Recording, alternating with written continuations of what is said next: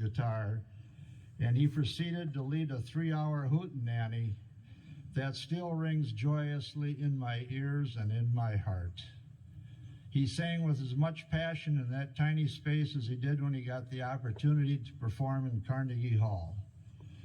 Also on display that night was a marvelous trait that never abandoned him, not even once while in my presence: the overt kindness with which he engaged friends and strangers alike.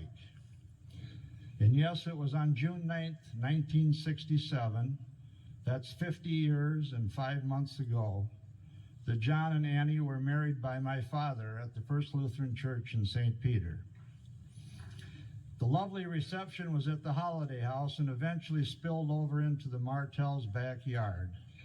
It was a magical day. 2 weeks later, my brother and I and a friend flew to Ireland, and for 2 months we hitchhiked through Europe. When we reached a major city, our first stop was always a local American Express office to pick up mail and prayerfully an American Express traveler's check or two from home, so that maybe we could eat a full meal and chug a beer or two. In mid-August, nearly broke, we wandered into the American Express office in London and stood in line with 100 or so other long-haired ragamuffins that looked just like us. I glanced across the room, and to my unbelieving eyes, there stood John Denver with a guitar strapped to his back. Turns out the Mitchell Trio was in England touring military bases. The concerts had been attended by sparse crowds, and it was clear that the future of the group was in jeopardy. But none of that seemed to bother John. After sharing warm hugs, he insisted that we go with him to the honeymoon suite at the Royal Hotel situated on Hyde Park. Annie is so homesick, he said. She will be so happy to see you guys. That she was. And for the next 3 days in London, we spent most of our waking hours with the two of them.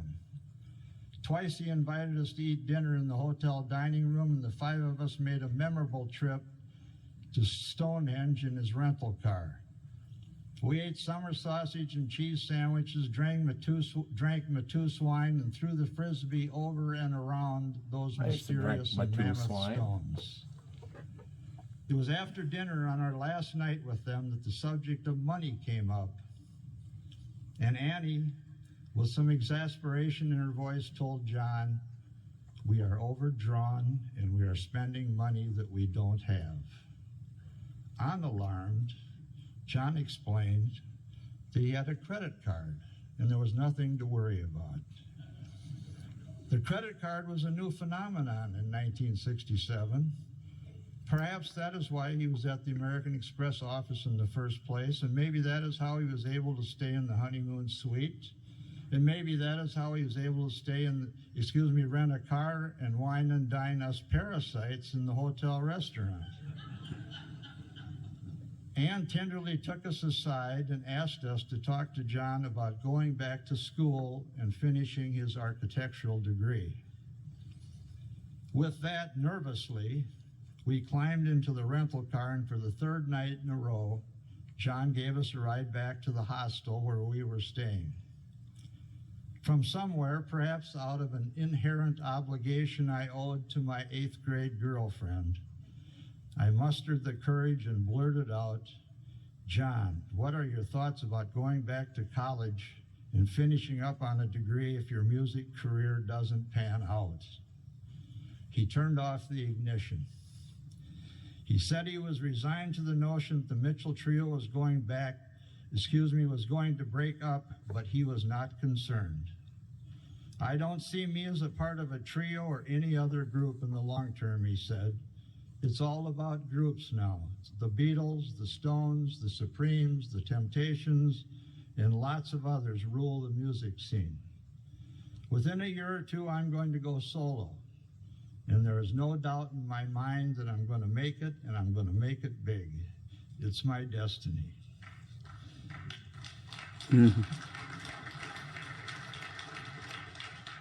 Of course, that is exactly what the 3 of us in that car wanted to hear. We wanted John to make it as a musician, not as some damn architect.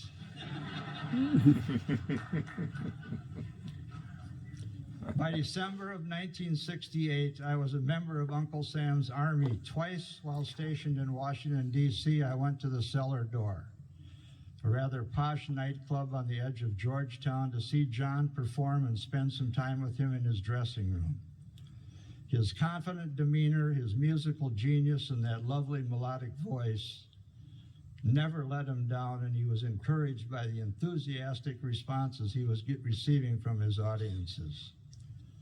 2.5 years later, in 1971, while seated in the MACV intelligence office in Saigon, the disc jockey on the Arvin radio station announced, "Our next selection is a new hit from the States, Country Roads, performed by John Denver." And the rest, including 33 million records sold worldwide, is history.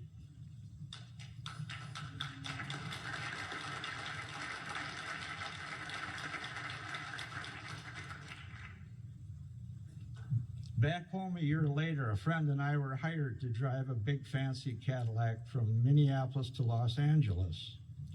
We took a scenic route through the Rocky Mountains and spent a night in Aspen with a college friend. I had Annie and John's telephone number, and the next morning I decided to call to say hello. Annie answered the phone. She said John had just returned from London very late the night before, but she insisted that we stop by. We spent most of the 6 hours we were there in a room at the peak of their new but modest A-frame house that provided an incredible view of the Rocky Mountains. We listened to all kinds of music, and at one point, John grabbed his 12-string guitar and tried out some new songs on us. A neat little Denver concert to an audience of 3 in a space no larger than an average living room. And yes, we passed the pipe around. The marijuana was courtesy of a fan who had mailed it to him. We sang the praises of the anonymous donor and shared a Rocky Mountain high. Before we left, we did what we always did with John. We threw the Frisbee. During the dizzying years that followed, I saw very little of John Denver. He and Annie were divorced in 1982, and that created a fissure in our relationship that was not easily to overcome. But finally, in the spring of 1995, KYSM and Mankato sponsored a Denver concert at the Civic Center. My brother Mark, who had served as John's manager for a brief time in the late 60s, had been interviewed by the station, and our entire family was invited to attend the concert as their guests. There were about 3,000 in attendance, and John, then 51 years old, never sounded better. He introduced some new material in the first set, but sang the songs that made him a megastar in the second set, and the crowd went bonkers. The reunion and the hugs we shared in the dressing room were steeped in emotion. His relationship at the time with Annie, while not made fully whole, was in a much better place. Evidence of that was the presence in the dressing room of the Martell family, including Annie's kid sister, Terry, who is here with us tonight. It was a very special evening. Just 2 years later, on Monday morning, October 13th, 1997, while seated with a cup of coffee at the lunch counter at the Snyder's drugstore in West St. Paul, my eyes were drawn to a shaded box on the front page of the Minneapolis Tribune, indicating that a plane ostensibly piloted by John Denver had crashed off the coast of California. There were no survivors. All too quickly, the news that John was indeed the pilot was confirmed.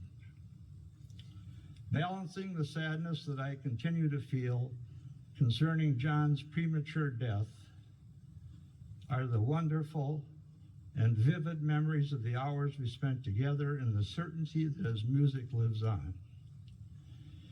It was considered hip in the 70s to not like his music. Kind of His was. critics discarded it. Too That's just sweet, crazy. too simple, too sentimental. Same thing with Neil Well, sweet, Diamond. simple, I mean, all of those sentimental, big me loved every word. guys that made it big as a solo. Everybody, it was all about bands, just like he said before.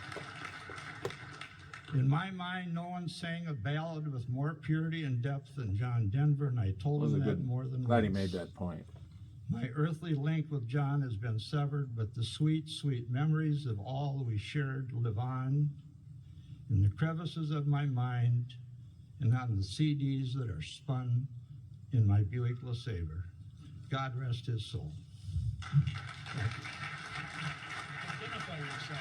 Let them know who you are.